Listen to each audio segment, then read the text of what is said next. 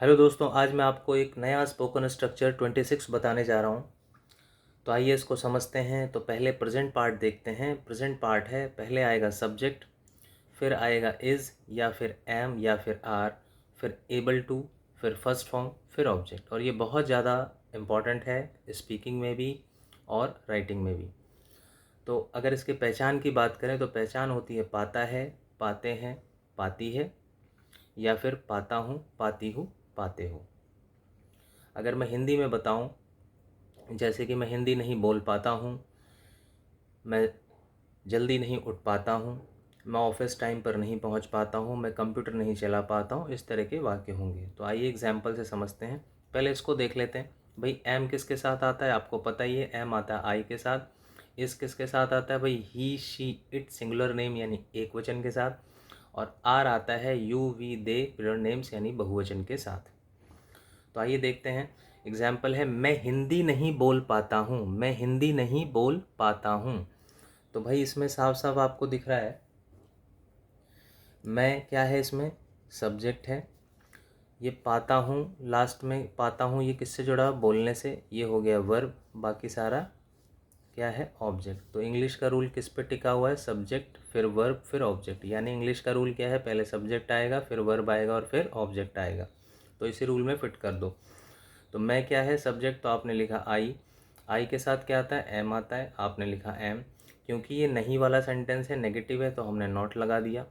फिर रूल कह रहा है एबल टू लगाने के लिए, आपने लगाया एबल टू। फिर रूल कह रहा है वर्ब की फर्स्ट फॉर्म लगाने के लिए, तो बोलना क्या है, इस बोलने की फर्स्ट फॉर्म क्या होती है, स्पीक।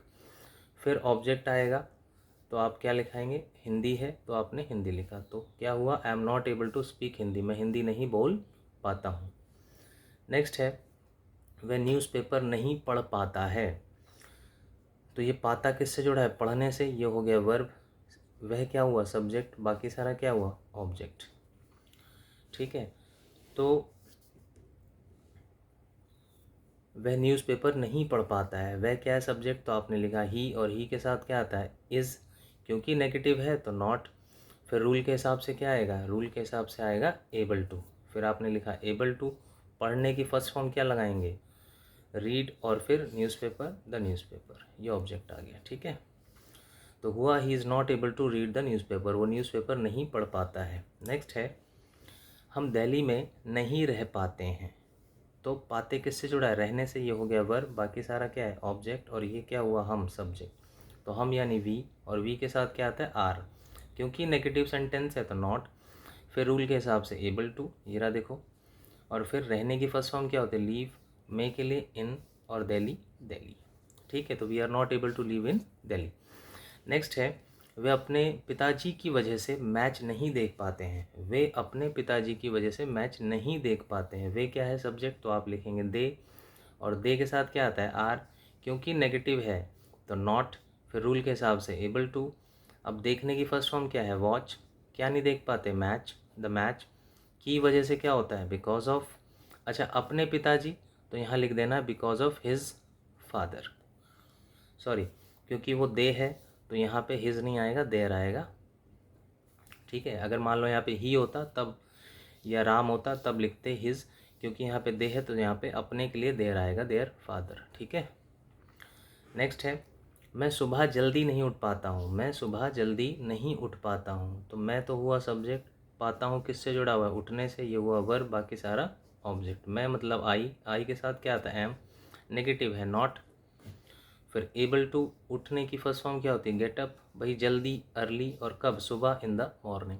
तो I am not able to get up early in the morning. तो ये हुआ सेंटेंस। तो ये हमने प्रेजेंट पार्ट देखा। अब हम इसका पास्ट पार्ट देखते हैं। तो पास्ट में थोड़ा सा रूल बदलेगा। तो रूल हो जाएगा सब्जेक्ट, फिर वॉज या फिर वर, फिर एबल टू, फिर first form plus object. Was were हम देख लेते हैं किसके साथ लगता है। वॉज लगता है I he she it singular name के साथ, और वर लगता है you we they plural names के साथ। तो पहचान पे बात करें तो पहचान होती है पाता था, पाते थे, पाती थी, या फिर पाया, पाए, पाई। तो एग्जाम्पल से समझते हैं। मैं हिंदी नहीं बोल पाता था, मैं हिंदी नहीं बोल पाता था।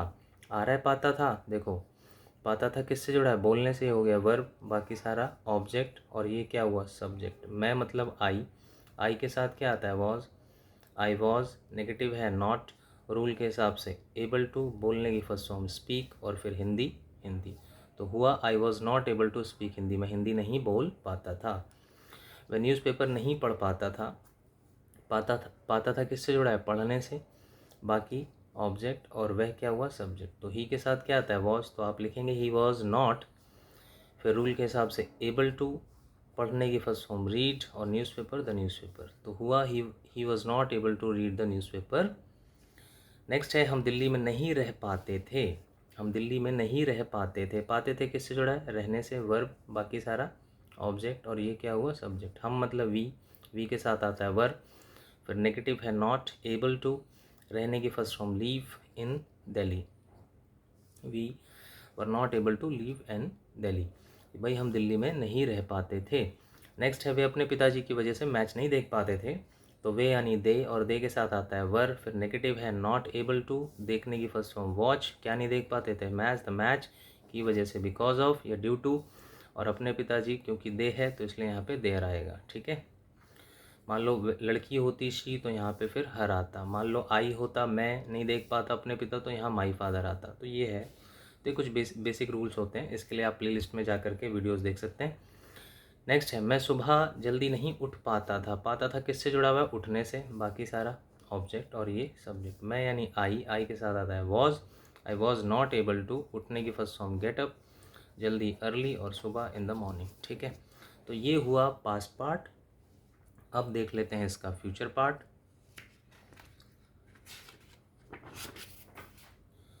तो क्योंकि ये फ्यूचर है तो जाहिर सी बात है कुछ रूल बदलेंगे। तो रूल हो जाएगा सब्जेक्ट, फिर विल बी, फिर एबल टू, फिर फर्स्ट फॉर्म, फिर ऑब्जेक्ट, यानी विल बी आएगा, फिर एबल टू, फिर फर्स्ट फॉर्म प्लस ऑब्जेक्ट। पहचान पे बात करें तो पहचान होगी पाएगा, पाएंगे, पाएगी, या फिर पाऊंगा, पाऊंगी, पाओगे। तो आइए देखते हैं, मैं कल दिल्ली नहीं जा पाऊंगा, मैं कल दिल्ली नहीं जा पाऊंगा, पाऊंगा, तो ये पाऊंगा किससे जुड़ा हुआ है, जाने से, ये हो गया वर्ब, बाकी सारा ऑब्जेक्ट, और ये क्या हुआ, मैं, सब्जेक्ट। तो मैं के लिए आप लिखेंगे आई, फिर रूल क्या है, विल बी, तो हमने लिखा विल, क्योंकि नेगेटिव सेंटेंस है तो विल नॉट बी शो करेंगे, विल आएगा, फिर बीच में नॉट, फिर बी, फिर रूल क्या कह रहा है, एबल टू, तो एबल टू। अच्छा, जाने की फर्स्ट फॉर्म क्या होती है, गो, रूल के हिसाब से फर्स्ट फॉर्म लगाना है, तो जाना यानी गो। कहाँ नहीं जा रहे हो, सॉरी कहाँ नहीं जा पा रहे हो, दिल्ली, तो आप लिखेंगे टू दिल्ली, और कल यानी टुमारो। तो क्या हो जाएगा, I won't be able to go to Delhi tomorrow, या फिर I will not be able to go to Delhi tomorrow. Next है वह न्यूज़पेपर नहीं पढ़ पाएगा, वह न्यूज़पेपर नहीं पढ़ पाएगा, नहीं पढ़ पाएगा, तो पढ़ना वर्ब हो गया, बाकी ऑब्जेक्ट, और ये सब्जेक्ट, वह मतलब ही। अगेन फिर रूल के हिसाब से क्या आएगा, विल बी है, तो क्योंकि नेगेटिव है तो विल नॉट बी, फिर एबल टू, पढ़ने की फर्स्ट फॉर्म रीड, और newspaper the news paper. Next है हम दिल्ली में नहीं रह पाएंगे, रह पाएंगे, ये रहा देखो, रह पाएंगे, तो पाएंगे किससे जुड़ा है, रहने से, ये हो गया वर्ब, बाकी ऑब्जेक्ट, और ये subject. We will not be able to, रहने की फर्स्ट फॉर्म लीव, और कहाँ, दिल्ली में, इन दिल्ली। तो होगा क्या, we won't be able to live in Delhi, या we will not be able to live in Delhi.